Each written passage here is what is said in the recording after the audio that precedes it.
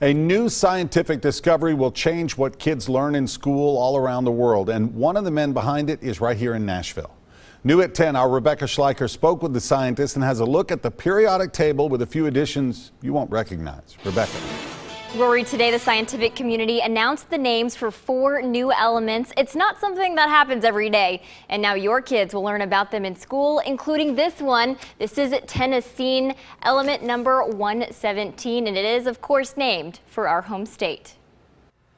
It may not have the chemical properties that fluorine, chlorine, and bromine have. When you teach university physics for 58 years, so we did an experiment on plutonium. It's got to be nice to turn the tables. This has been a very happy day. With your own major discovery, others will teach their students. If you can learn to produce them and learn to make them in more large quantities, then you have the possibility of more compact energy sources. He's talking about a few new elements that will be added to the periodic table. It should fall in the space of the halogens. Dr. Joseph Hamilton is part of the team that found 3 of them, including element 117, he named for the volunteer state. Tennesseeum will be in all physics and chemistry textbooks forever. So how do you find a new super heavy element like tennessine?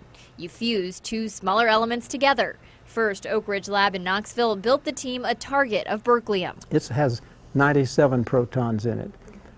Calcium-48 has 20 protons in it. And so if you amalgamate those 2 together, you get 117. A high-powered beam of the calcium-48 hit the spinning berkelium target using equipment in a Russian lab. It then passes through a special magnetic arrangement. And voila, tennessine was born.